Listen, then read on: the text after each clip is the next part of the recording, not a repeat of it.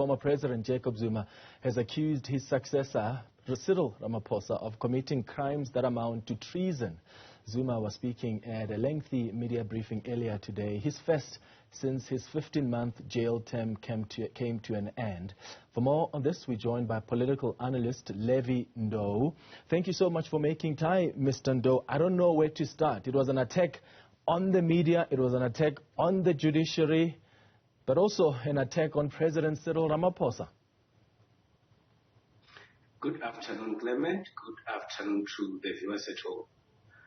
Well, I listened to the former president speak, and for me what stood out is that, firstly, it is expected for one who has been arrested to celebrate as he comes out. That is a very normal thing to do. But what I've also observed is that it appears as if the timing on the part of the former president was spot on, because the current president of the Republic is supposed to outline his plan of action on matters relating to the recommendations of the State Capture Report. So when you have the former president coming in today, I was not surprised, because he is part of those who have got serious issues with the state capture and who do not want to see some of the recommendations being implemented. So one will not be surprised at all. But at the same time, what Lukhanyo was explaining, it's exactly what I also observed. I have seen the former president as one person who is portraying an element of anger and frustration, and mainly against former, President Ramaphosa and Justice Zondo. And of course, you would expect that to happen, because there has been sentiments even in the past that this commission that he actually established is actually intended to point at certain individuals.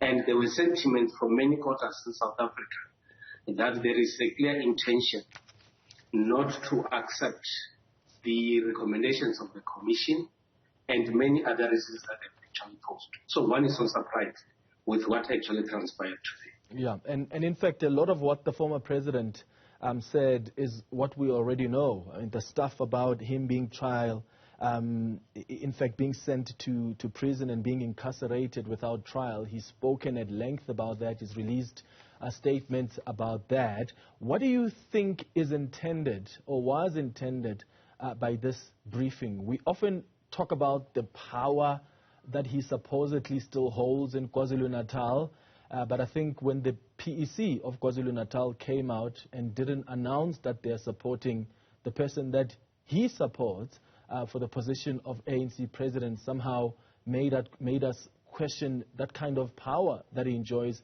and the influence he enjoys in KwaZulu-Natal. What do you think he's intending to do with this press briefing, attacking the president in that way, and also warning ANC members to guard against agents who wear ANC colors, yet they're pushing an agenda of foreign forces? There are two things that I've actually observed. The first thing that I've observed is that it appears as if former President Zuma is trying to galvanize support against any plan that is to be implemented relating to matters of the state capture report. Hence, I spoke about the timing of the press briefing, and of course it did not disappoint. He spent the greater portion of his briefing talking about how illegitimate the commission has been, how unconstitutional it has been, and also how it has actually targeted certain individuals. You could have a sense that this is one individual who does not even want to hear the name Zondo Commission, because he is actually very strong against Justice Zondo and the Commission. Number two, I think he also wanted to use the press briefing to influence the conference that is coming in December.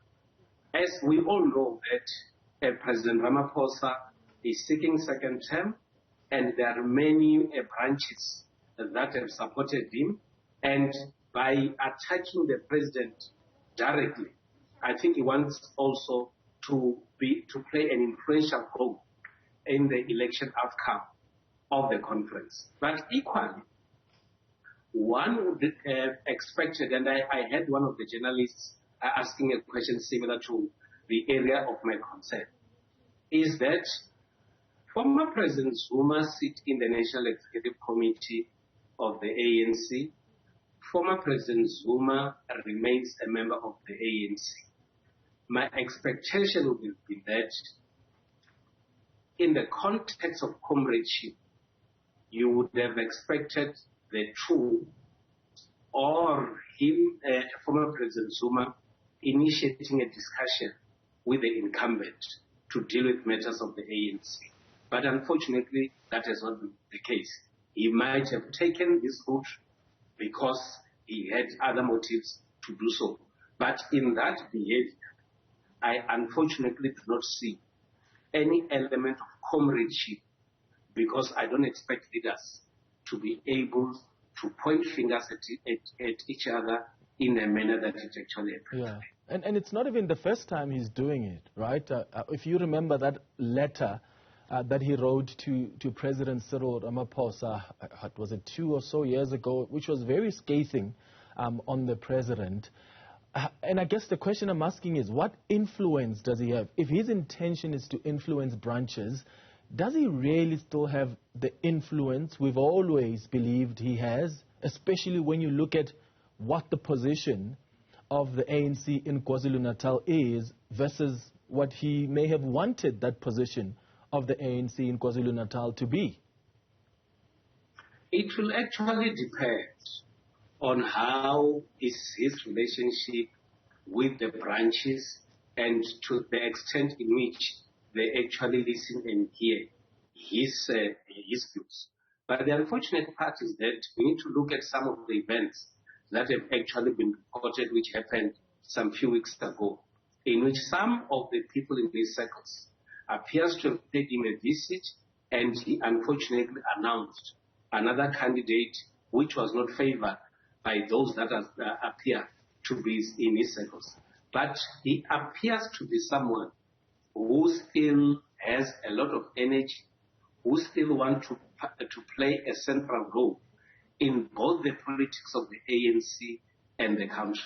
And the right time for him to be relevant in all this is this period now, when the matters of the state capture report are supposed to be outlined, when we are left with very a few weeks moving towards the conference. There is no other better timing except this one. But the unfortunate part is that if indeed his views or what they expect to happen at the conference does not happen that way, it has a potential to weaken him, or he might develop other new strategies to make a political comeback. But if things stand as they are now, he does not appear to be having any influence, especially within the internal structures of the ANC. Yes, of course, there are people who are saying that we still support former President Jacob Zuma in the challenges that he's facing. He is one of our own. He's an elder of the organization. But when it comes to leadership choice, unfortunately, the very same people do not appear to agree with him. And I think he wanted to use this opportunity to express his views so that everybody else should know where he actually stands in terms of the leadership group within the ANC. Yeah, and just lastly, what do you make of the claim that he makes around load shedding? He says he managed to stop load shedding in 2015 and mentions, interestingly, two individuals, Brian Molefe and Machela Koko, and seems to give them props for having managed to supposedly stop load shedding. Well, it's quite interesting that on matters relating to the state capture and matters relating to corrupt activities, that have taken place at Eskom. There are fingers that point at both Brian Molefe and Machela Koko, and also talk to the influence of the Gupta brothers in that space. And I think equally, it's one area that, in my view, he shouldn't have ventured into. Because at a time when you think you are making a bold statement, you also attack yourself or weaken yourself in those kind of statements. And I think those are some of the issues that he should have avoided to say. I also think that the president, in his press briefing today, he should have come up to be very reconciliatory and not attack certain individuals. Look, this is the old man who is coming from prison. A lot of people have been sympathetic with him that has been arrested. I know it might be very painful to have been arrested, spending days in prison, but one would have actually used this opportunity to rise above this occasion and play a reconciliatory note so that even those that might have been seen to be very much against him should actually say, yes, the old man was incarcerated. Some say he was actually incarcerated unfairly because of a number of processes. But what he's actually saying is that let us move South Africa forward and stop pointing fingers. Because equally, you might do this, which might at the end of the day had negative implications on his part. Yeah, in fact, if there's any chance of moving forward, he seems to be suggesting that the only way is if the current leadership is out. In fact, he's calling on people to mobilize against leaders who have sold out to their greedy friends. That's what the former president had to say. Levy Ndou, political analyst, thank you so much for making time.